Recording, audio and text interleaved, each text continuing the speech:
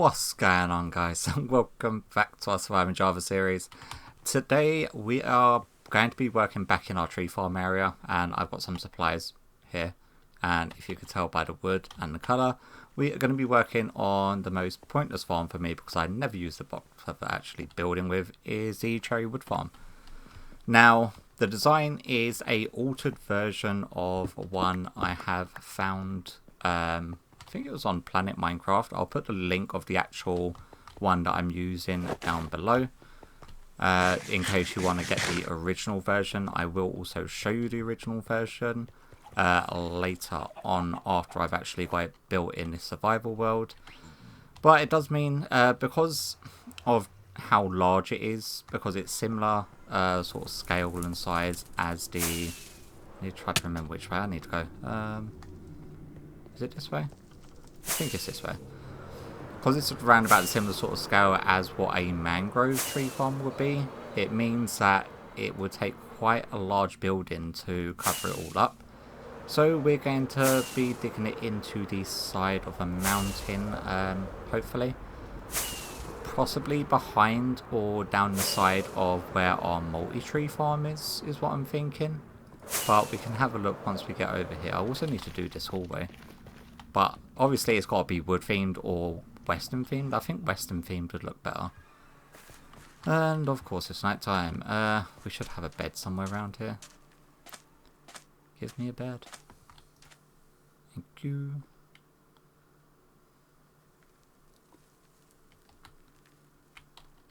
Okay. So that's our multi-tree farm, which we still need to put a shell over. So I'm thinking of digging it into the side of this mountain over here. Maybe have a tunnel going from this section over here. But if we have a tunnel from over this section, it's going to have to go either down some stairs or very, very deep into the tunnel.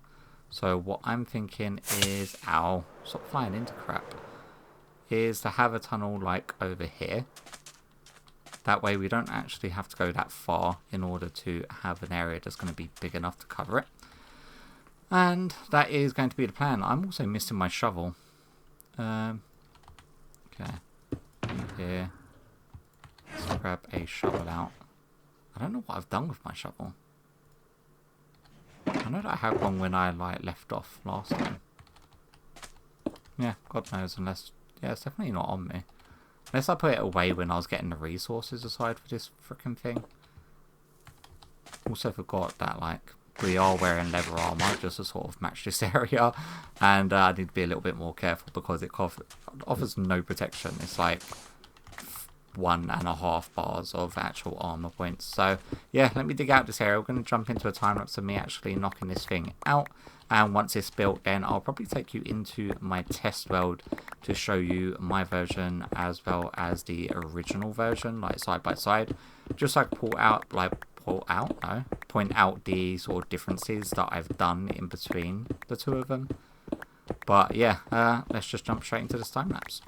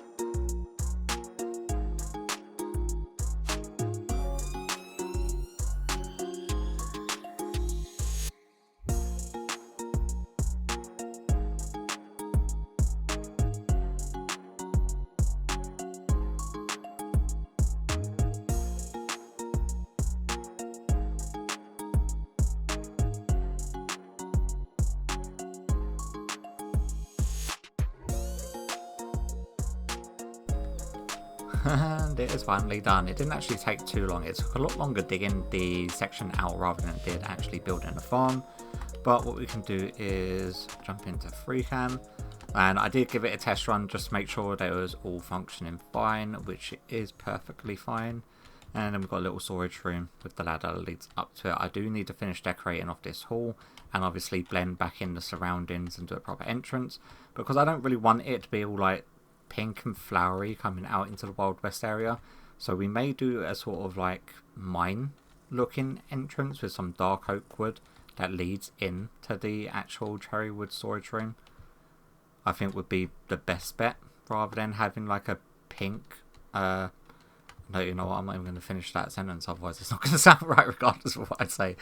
Okay, so what we're going to do is, first of all, get out of free cam and get out of that view. We can hop into the test world, because it's going to be a lot easier for me to show you the original and show you the version that I sort of manufactured using the original as a blueprint, and I can show you why the farm has to be done the way that it has to be done. So let's hop into the test world. Okay, so over in the test world now, this is where I was sort of tinker and mess around with the different styles of like tree farm. And over here I was trying to figure out the exact mechanics of why my original idea was not working whatsoever. So after planting, let's grab, say, some saplings and some trees. And then we should just be able to constantly grow more and more in the same spot by breaking the bottom block. And then I can show you exactly what I mean over the way that these grow, which breaks conventional tree farms compared to other trees. So this has like a whole bunch of them grown in the exact same spot. And then what we can do is say grab you to you and go to replace block with air. And we can start just getting rid of all of the leaf blocks. All the leaf blocks, they don't just all disappear together, because they're considered being in different states, because they're depending on the distance away from the log will change the actual state of them. But as you can see, all of the logs for this stupid freaking tree grows in the 4 cardinal directions: north, south, east and west. Which means if you have any pistons within them 5 blocks, say here, or here, or here, or here, or here, that would stop a tree from growing.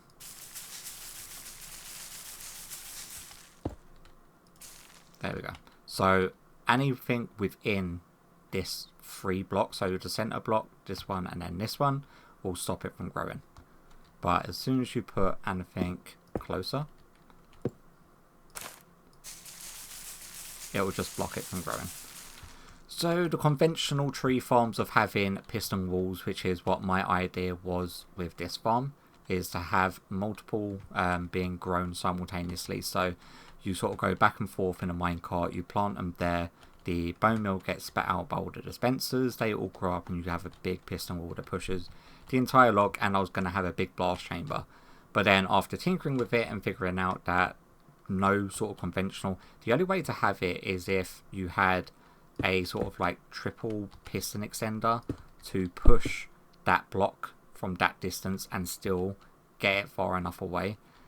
And yeah, it's just, I was running into issues. So then I sort of downloaded a couple of different farms, and after downloading a couple of different farms and checking to see how they worked, how they functioned, and why they worked instead of the conventional tree farms, I did notice that all of them followed the same principle of having piston walls just off of the cardinal directions.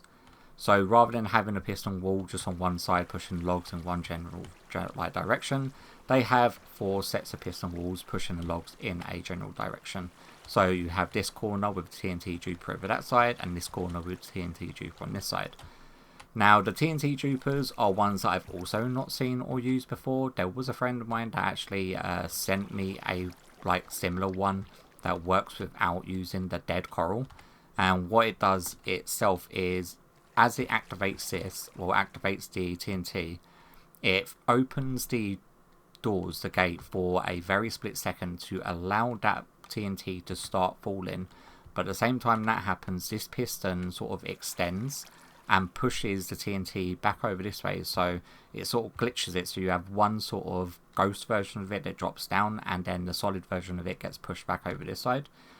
And that is what causes it to sort of dupe. It's sort of similar system to how the dead coral would work, but it just does it with split second time with the pistons, which is all handy dandy because trying to deal with the TNT without it going off on the other versions, the one with dead coral, is a bit of a nuisance. But let me go and grab the original version. So automatic cherrywood farm 1.2. If we load that, configuration, layers all, let's find you over here. And then we can, first of all, let's go onto, why am I moving blocks? That's not what I wanted to do. Paste schematic, bring it down so it's parallel to the one that I've got. Do that. And just so you can see exactly what I've done. That is in the same orientation. Okay, so the main bulk of it, the redstone with the piston walls, that is all still intact, and so is the TNT troopers. So the core functionality of the farm itself is completely intact.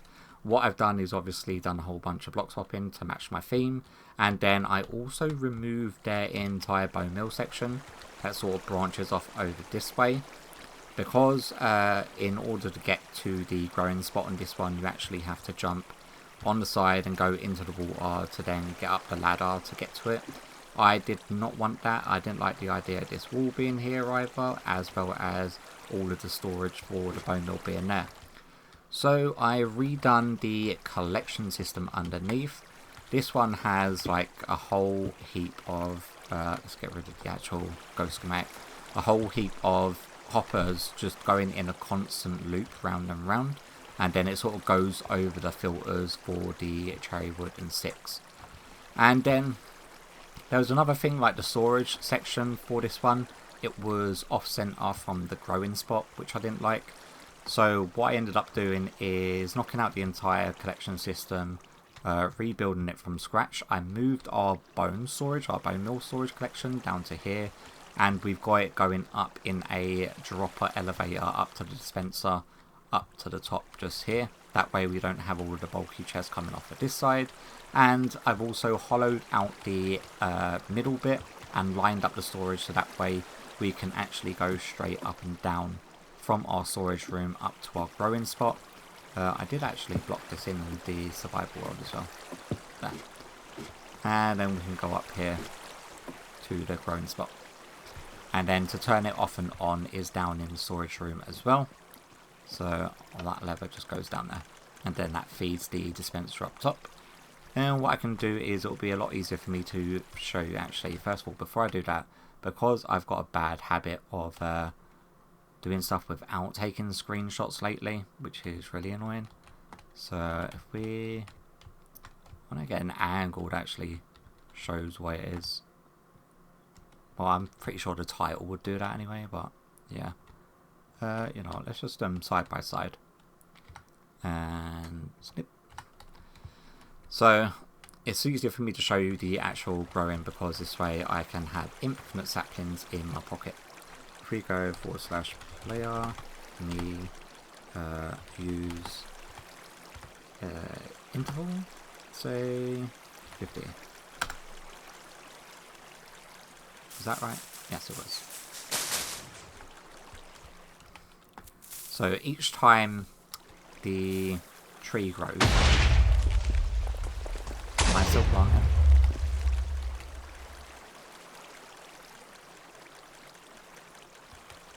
Am I still planting? I don't feel like I am. Oh, okay. There we go. Okay. So each time a tree grows, it sort of sends the signal. It's taking a reading using a comparator from the dispenser directly opposite the log. And then it sends the signal up here to activate the piston walls. And then the signal actually goes all the way up to the TNT troopers. And then each time a tree grows, it drops another piece of TNT. And it does actually produce quite a lot, and it does also produce quite a lot of saplings to cover the... so you're not running out of saplings. So you've definitely got always a surplus of saplings each time you're using it. which is good. It just takes a second or two in order for you to get the sapling surplus, otherwise you're going up and down, up and down. I may try to figure out a way of feeding a auto dropper section up to this one.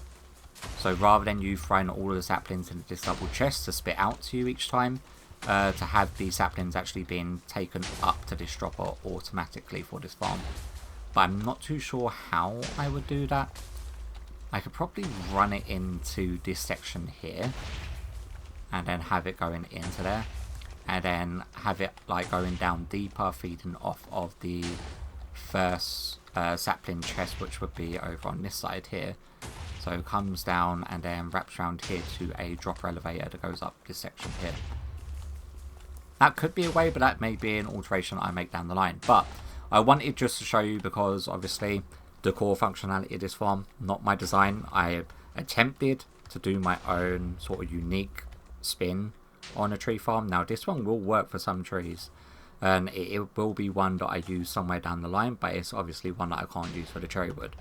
So what I will definitely do is put the description of the Minecraft, is it Minecraft World, link down in the details of this video for you to actually be able to download the world that's got this tree farm. I do believe there's also a schematic that you can download with the world file in order for you just to paste it if you're using Litematica or a Litematica mod or type mod.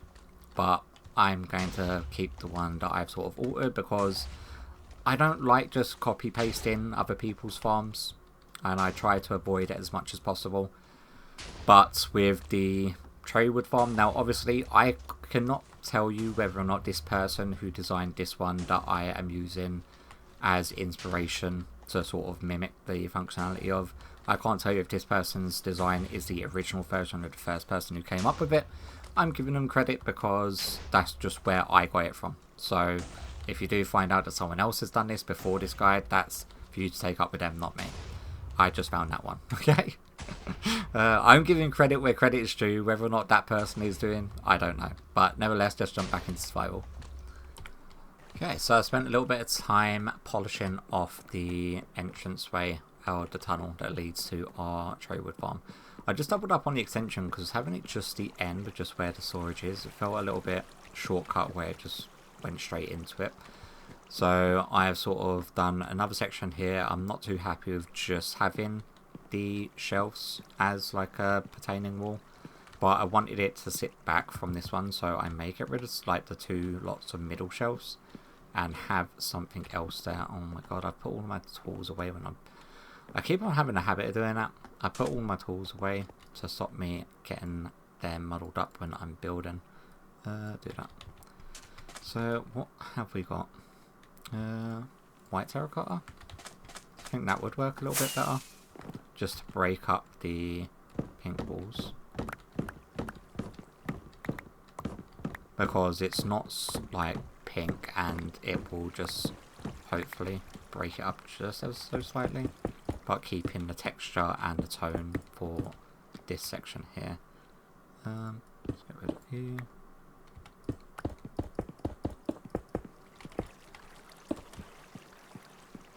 That.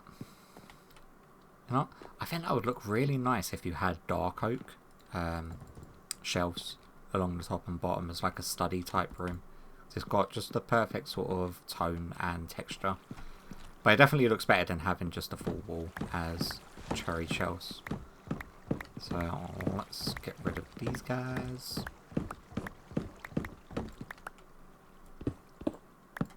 Sorry. And do one of them. That looks a lot better actually than the entire wall being just the cherry wood. It sort of breaks it up tonal wise. But yeah, I'm probably going to wrap up the episode there. Again, if you wanted to check out the tree farm yourself, the link for the original version is down in the details below. Hopefully you've enjoyed today's episode. I don't know what we're going to be working on next episode. I know what I want to do in between this episode and next episode, and that is get round to sorting out the tunnel. So just in the nether here, if you remember us flying in, the tunnel between Cloud's tunnel and my nether portal is still just like dead nether, so I'm going to decorate this in between episodes. Whilst I think of something to work on for the next one, I'll spin our project board, see what that lands on, whether or not that's going to be what we directly work on the next episode or not. I don't know. We may go on an adventure, do a spin on our adventure wheel. Depending on what I'm in the mood for, whether it's building, redstone, decoration or adventuring, we will decide at the beginning of the next episode. So hopefully you've enjoyed today's episode, and hopefully I'll catch you all in the next one. Bye bye.